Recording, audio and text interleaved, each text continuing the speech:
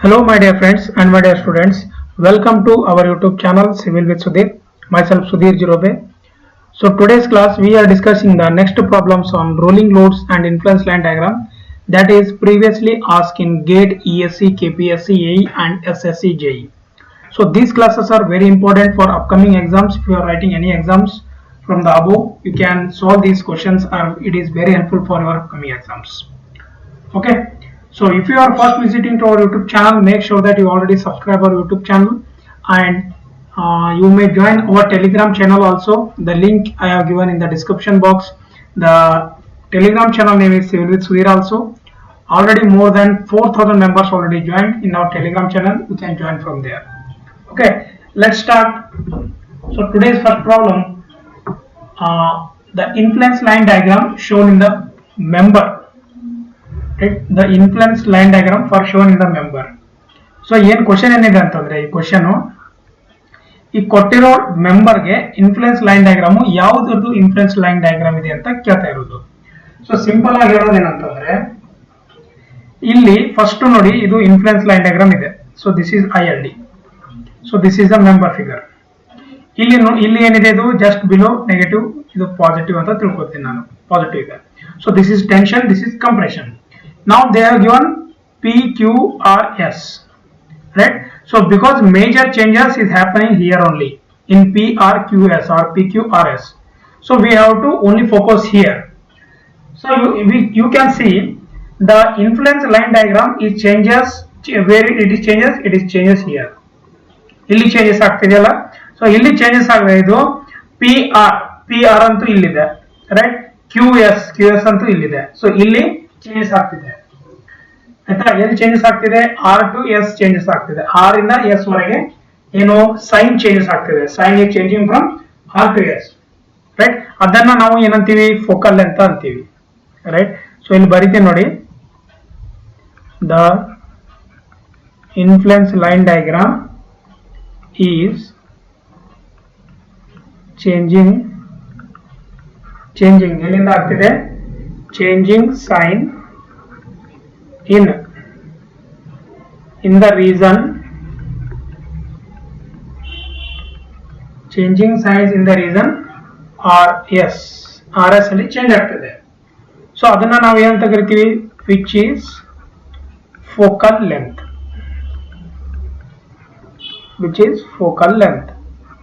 ಇದೊಂದು point.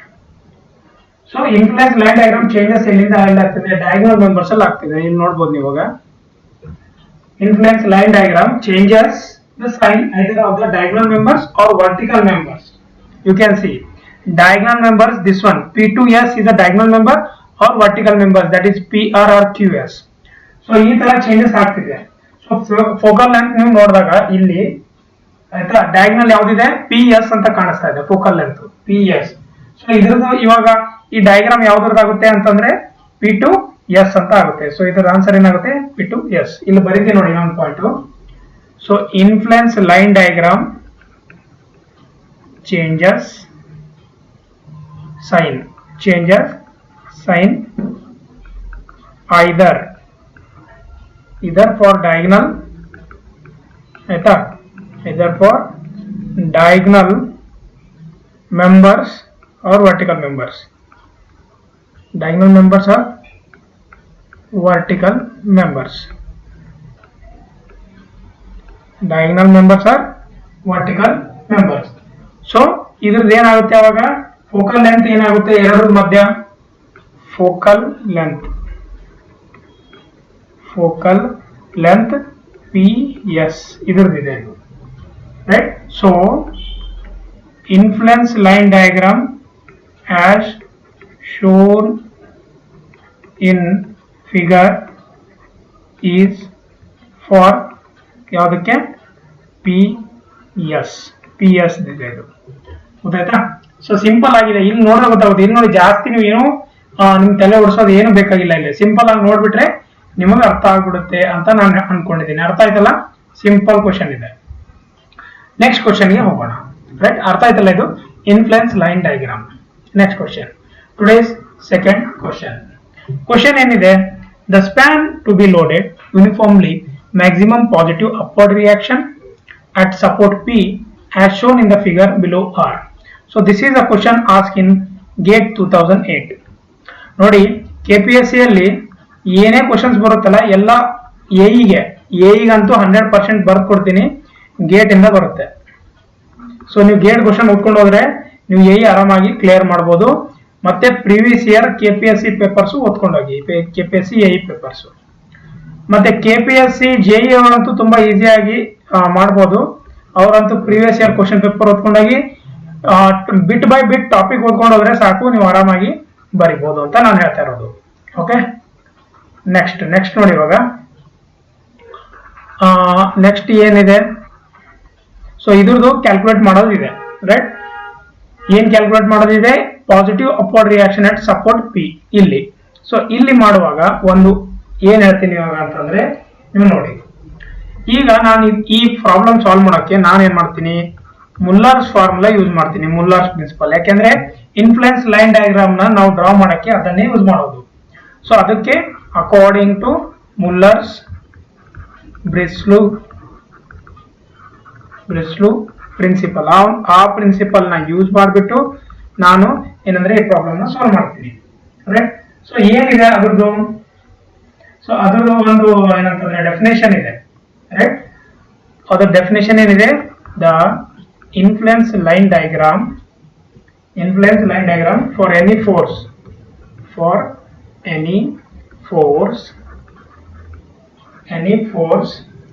of a given structure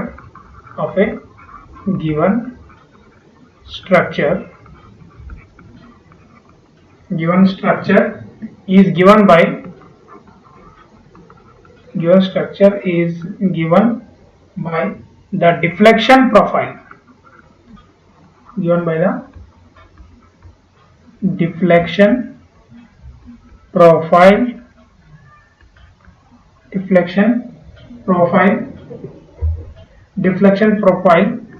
by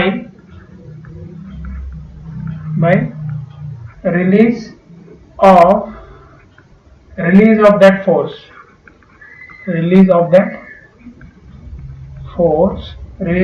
force to some scale. So ಇದು ಬಂದ್ಬಿಟ್ಟು ಏನಿದೆ ಹೇಳಿ, ಇದು ನಮ್ದು ಮುಲ್ಲರ್ ಬ್ರೆಸ್ಲು ಪ್ರಿನ್ಸಿಪಲ್ ಇದೆ. ಸೊ ಈಗ ನಾವು for getting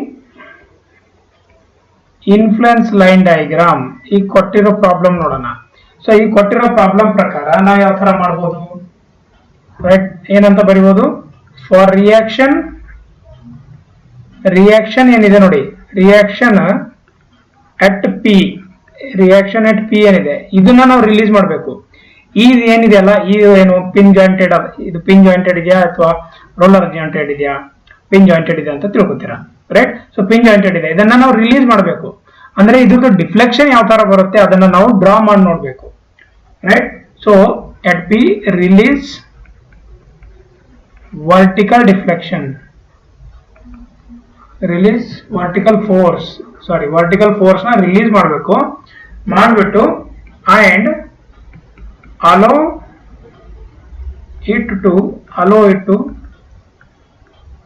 deflect to some scale,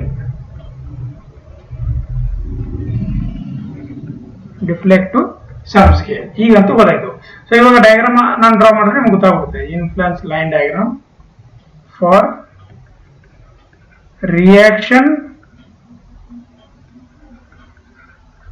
reaction at P. So ಇದು ನೀವು ನೋಡಿದಾಗ, ಸೊ ಅದು ಯಾವ ತರ ಬರುತ್ತೆ ಅಂತಂದ್ರೆ, ರಿಯಾಕ್ಷನ್ ಇಲ್ಲಿ ನೋಡಿ, ಇದ್ರ ಬಿಂದು ಈ ತರ ಬರುತ್ತೆ.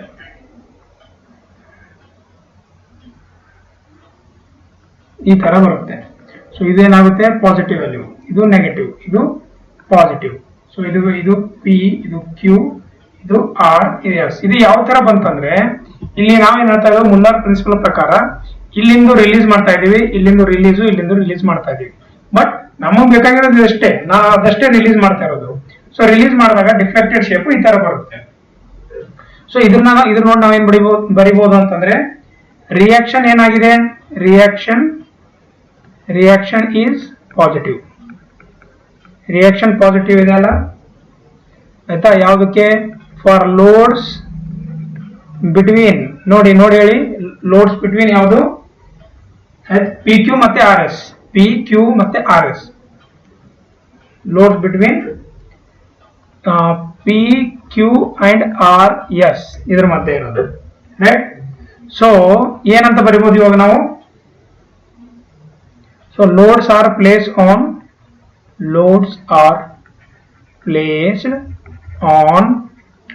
P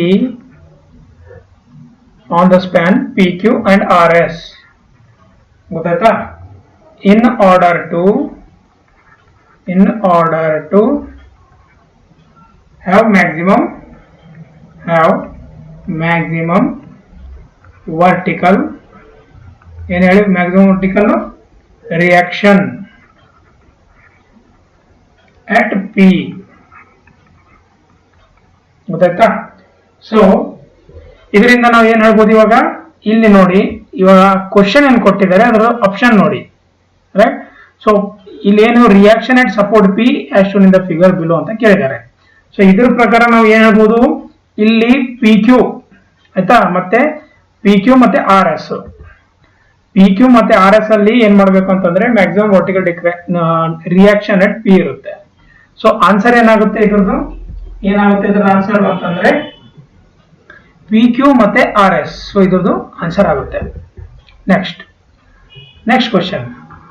beam PQRS has a internal hinges in the spans PQ and RS as shown. ಆಯ್ತಾ? ಇಲ್ಲಿ ನೋಡಿ PQRS ಇಲ್ಲಿ ಕಾಣಿಸ್ತಾ ಇದೆಯಲ್ಲ, ಅದೇ ಮತ್ತೆ ಇದು ನೆಕ್ಸ್ಟ್ ಪ್ರಾಬ್ಲಮ್ಗೂ ಅದೇ ತಗೊಂಡಿದ್ದಾರೆ. PQRS has an internal hinge in span PQ and RS as shown.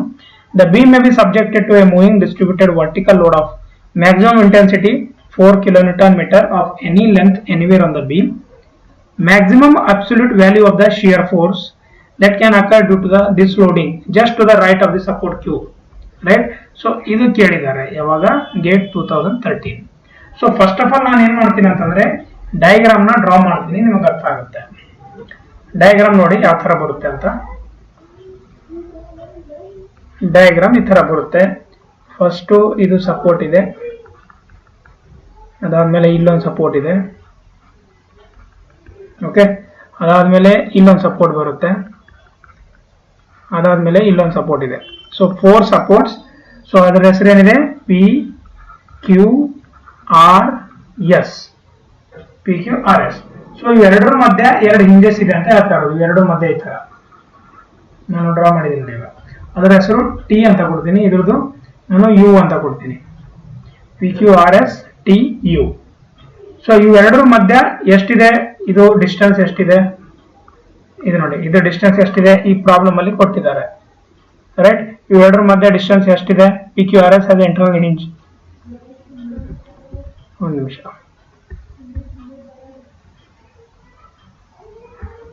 Okay. So something is missing. Okay, ಸ್ವಲ್ಪ ಇದರಲ್ಲೇನೋ ಡಾಟಾ ಮಿಸ್ಸಿಂಗ್ ಅನಿಸ್ತಾ ಇದೆ ನನಗೆ, ಆಯ್ತಾ? ಪಿ ಕ್ಯೂ ಆರ್ ಎಸ್ ಅದು ಇಂಟರ್ನಲ್ ಹಿಂಜ್. ಓಕೆ, ಸೊ ಇದರಲ್ಲಿ ಏನೋ ಐ ಥಿಂಕ್ ಏನೋ ಸ್ವಲ್ಪ ಮಿಸ್ಸಿಂಗ್ ಆಗ್ತಾ ಇದೆ, ರೈಟ್?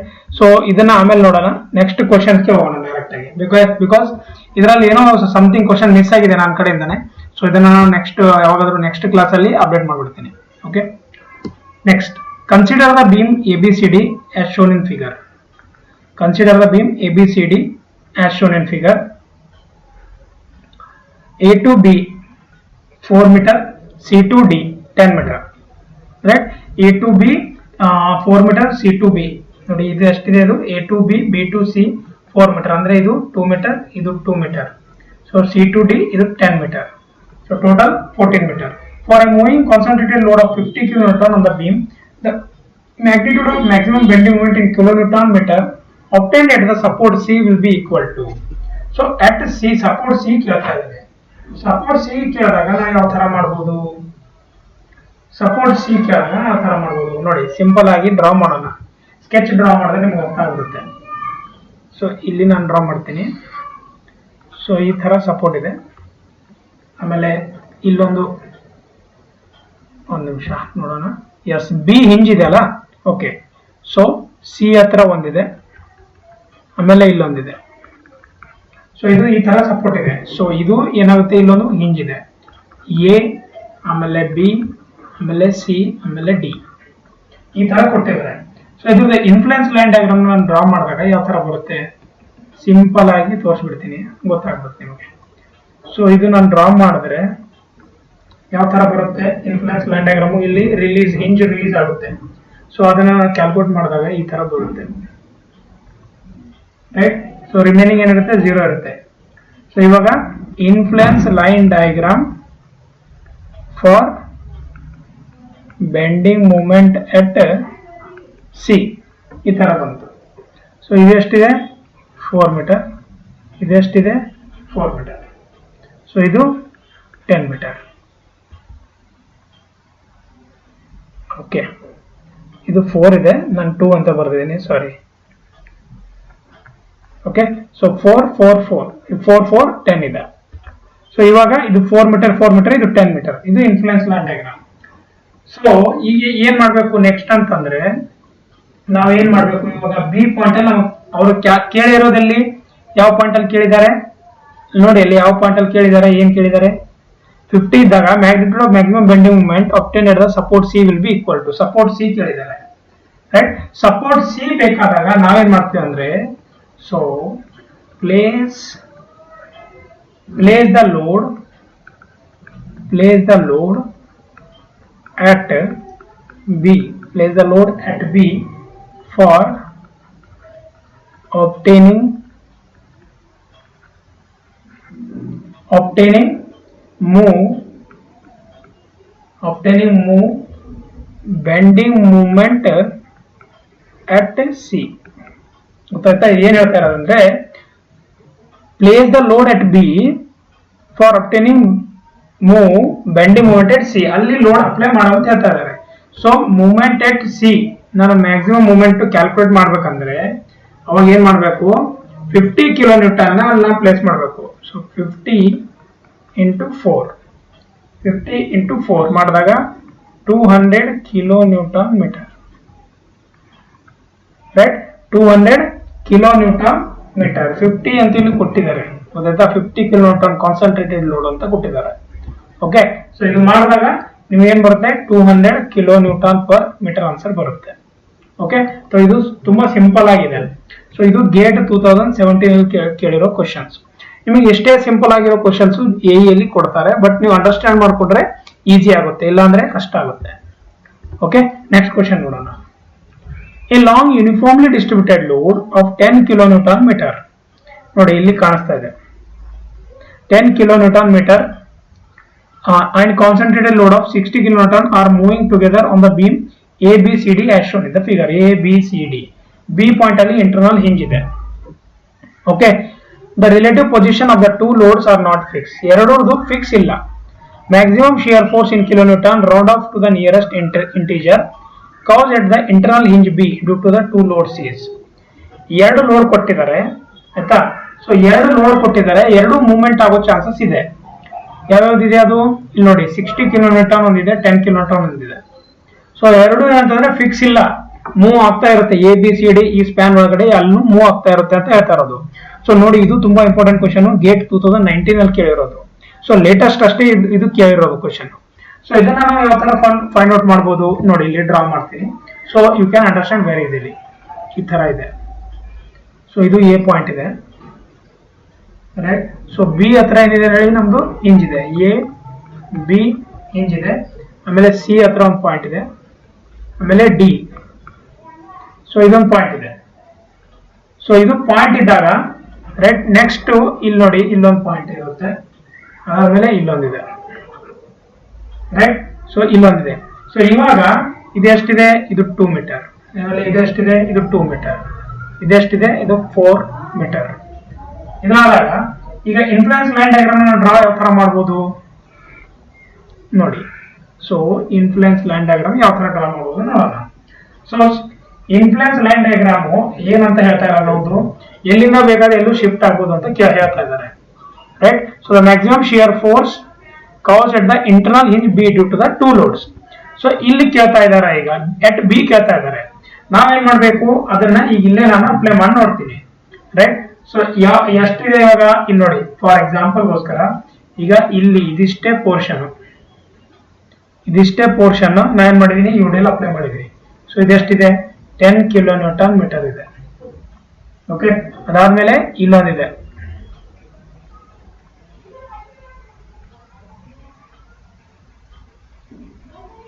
ಗೊತ್ತಾಯ್ತಾ? ಸೊ ಇದು ಎಷ್ಟಿದೆ, ಇದು 60 ಕಿಲೋ ನ್ಯೂಟನ್. ಎರಡು ನೋಡಿ ಈ ತರ ಇದೆ. ಸೊ ಇದು ಯುಡಿಎಲ್ ಇದೆ, ಇದು ಒಂದು 60 ಕಿಲೋ ನ್ಯೂಟನ್ ಪಾಯಿಂಟ್ ಲೋಡ್ ಇದೆ. ಸೊ ಇದನ್ನ ಅಪ್ಲೈ ಈ ತರ ಮಾಡಿದಾಗ ಆಯ್ತಾ. ಸೊ ನಾನೇನ್ ಮಾಡ್ತೀನಿ, ಕ್ಯಾಲ್ಕುಲೇಟ್ ಮಾಡಕ್ಕೆ ಇಲ್ಲಿ ನೋಡಿ 1 ಯೂನಿಟ್ ಅಂತ ತಗೊಳ್ತೀನಿ ಇದಕ್ಕೆ, ರೈಟ್. ಸೊ ಇದನ್ನ 1 ಯೂನಿಟ್ ಅಂತ ತಗೊಳ್ತೀನಿ. ನಿಮ್ಗೆ ಗೊತ್ತೇ ಇದೆ, influence line diagram find out ಮಾಡಕ್ಕೆ ಟ್ರಯಾಂಗಲ್ ಫಾರ್ಮೇಶನ್ ನ ಮಾಡ್ಕೊಂಡ್ಬಿಟ್ಟು ಅದನ್ನ ನಾವು ಫೈಂಡ್ ಔಟ್ ಮಾಡೋಕೆ ಇದು ಮಾಡ್ತೀವಿ, ಗೊತ್ತಾಯ್ತಾ. ಇದು 1 ಅಂತ ತಗೋತೀನಿ, ಸ್ವಲ್ಪ ನೀಟಾಗಿ ಬರಲಿ. ಸೊ ನೀವು ಕ್ಯಾಲ್ಕುಲೇಟ್ ಮಾಡಿದಾಗ, ರೈಟ್, ಸೊ ಇದು ಎಷ್ಟಾಗುತ್ತೆ,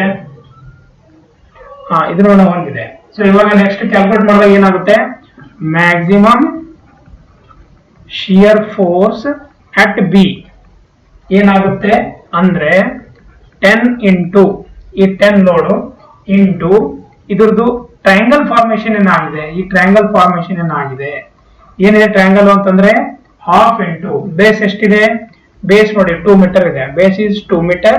and what is the unit ನೋಡಿ, ಈ ಒಂದು ನಾವು ಏನಂತೀವಿ, ಅದನ್ನ ಯೂನಿಟ್ ಅಂತ ಅಂತೀವಿ, right. So what is the unit, unit is 1, ಗೊತ್ತಾಯ್ತಾ. ಪ್ಲಸ್ ಇನ್ನೊಂದು ಪಾಯಿಂಟ್ ಲೋಡ್ ಇದೆ 60 ಇಂಟು, ರೈಟ್, 60 ಇಂಟು ನೋಡಿ, ಎಲ್ಲರೂ ಎಲ್ಲಿ ಮಿಸ್ಟೇಕ್ ಮಾಡ್ತಾರೆ ಗೊತ್ತಾ, 60 ಇಂಟು 2 ತಗೋತಾರೆ. 60 ಇಂಟು 2 ಅಲ್ಲ, 60 ಇಂಟು 1 ತಗೋಬೇಕು. ಯಾಕಂದ್ರೆ ನಮಗೆ ಬೆಂಡಿಂಗ್ ಮೂಮೆಂಟ್ ಕ್ಯಾಲ್ಕುಲೇಟ್ ಮಾಡೋದಿಲ್ಲ, ನಮಗೆ ಶಿಯರ್ ಫೋರ್ಸ್ ಮಾಡೋದಿದೆ, ಅದು ಇನ್ಫ್ಲುಯೆನ್ಸ್ ಲೈನ್ ಡಯಾಗ್ರಾಮ್ಗೆ ಮಾಡೋದಿದೆ, ಅದಕ್ಕೆ 60 ಇಂಟು 1 ಅಂತ. ಸೊ ಇದು ಮಾಡಿದಾಗ ಇದು ಎಷ್ಟಾಗುತ್ತೆ ಅಂದ್ರೆ 70 ಕಿಲೋ ನ್ಯೂಟನ್ ಆನ್ಸರ್ ಆಗುತ್ತೆ, ಗೊತ್ತಾಯ್ತಾ.